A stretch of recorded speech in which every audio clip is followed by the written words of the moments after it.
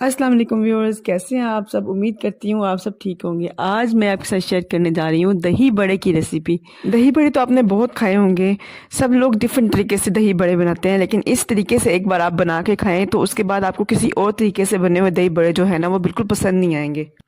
यहाँ पे लेने लें हमने माश की दाल। माश की दाल से हम बड़े बनाएंगे, इसके बहुत मज़े के ये बनते हैं। इसके अलावा मुझे तो कोई और पसंद आता ही नहीं है। एक बार आप भी बना के खाएं तो उसके बाद फिर आप भी इसी के ही दीवाने हो जाएंगे।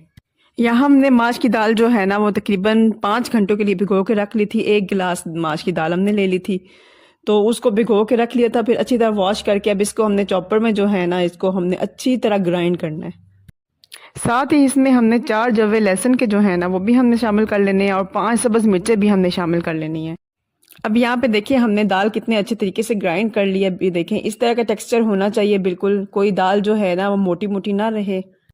अब इस दाल को एक बाउल में निकाल लें। अब इसमें हम बाकी जो चीज़ें हैं ना वो शामिल करेंगे।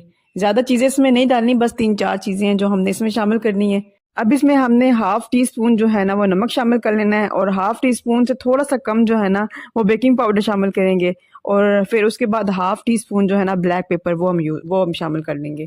अब इसमें हमें थोड़ा सा पानी, तकरीबन 1 चम्मच के करीब पानी जो है ना वो शामिल करके ना तो इसको फिर हम अच्छी तरह मिक्स करेंगे इसी तरह तेज़ी से।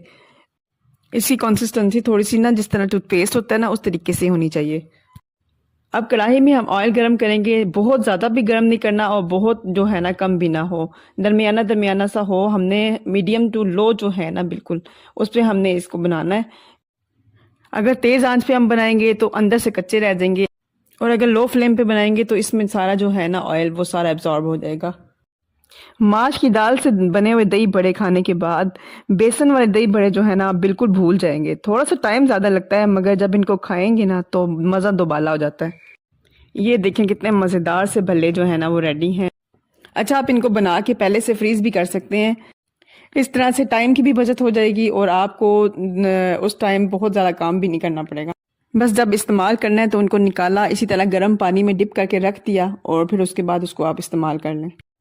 अब इनको हम फ्राई करने के बाद भिगो के रखेंगे। तकरीबन 10 मिनट के लिए पहले हम भिगोएंगे इसको। गर्म पानी में डालना है। गर्म पानी जब इसको डाल देंगे तो 10 मिनट के बाद हम ये पानी जो है ना वो निकाल देंगे, क्योंकि वो ऑयली हो जाएगा। उसके बाद फिर हमने दोबारा से गर्म पानी डालना है। तकरीबन 2 घंटे के लिए इसको हमने भिगो के रखना है। अब यहाँ पे 2 घंटे गुजर चुके थे और देखें ये भल्ले जो है ना बहुत सॉफ्ट हो चुके हैं माशाल्लाह से। इनको हल्का हल्का प्रेस करके हमने इसका पानी जो है ना वो हमने निकाल लेना है और इसको हमने साइड पे रख लेना है। अब दूसरी तरफ हम इसकी दही तैयार करेंगे, तो इसके लिए हमने जो प्याज है ना वो बारीक बारीक काट लेने हैं और इनको अच्छी तरह वॉश कर लेना ताकि इनकी जो कड़वाहट है ना वो ख़त्म हो जाए। इसके बाद टमाटर जो है वो भी बारीक बारीक काट लें।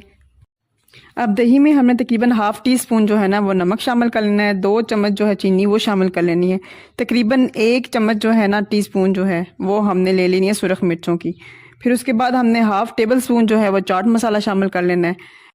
अब इसमें कटे हुए टमाटर जो हैं और प्याज वो हमने शामिल कर लेने हैं और इसको अच्छी तरह मिक्स कर लेना है। यहाँ पे अगर आपको सुरख मिर्चें कम लग रही हैं तो फिर वो भी आप दोबारा से शामिल कर सकते हैं। यहाँ पे दही जो है वो रेडी हो चुकी है। अब इन भल्लों में से हल्का हल्का पानी स्ट्रेन करके ना डिश में हम रख देंगे। इसके ऊपर हम दही वाला सारा मिक्सचर जो है वो डाल देंगे और फिर उसके ऊपर हम आलू बुखारे की जो खट्टी मीठी चटनी है ना वो शामिल कर लेंगे। आलू बुखारे की जो चटनी थी ना उसकी रेसिपी मैं आपके साथ शेयर कर चुकी हूँ पिछली वीडियो में, आप उसको जाके विजिट कर सकते हैं। इस तरीके से आप वो वाली चटनी बनाएं और बहुत मज़े से एंजॉय करें, आपको बहुत पसंद आएगी वो चटनी। अच्छा, फिर उसके बाद ग्रीन चटनी जो है वो ऊपर डाल लें। फिर उसके बाद पापड़ी जो है वो डाल लें, चाट मसाला जो है वो डाल लें। तो उसके बाद हमारे मज़ेदार से दही बड़े जो है ना वो रेडी हो चुके हैं। बहुत मज़ेदार से, मुंह में पानी आ गया वीडियो बनाते हुए। जिसने माश की दाल के बने हुए दही बड़े खाए ना उसके बाद फिर उसको बेसन के जो दही बड़े हैं ना वो बिल्कुल पसंद नहीं आते।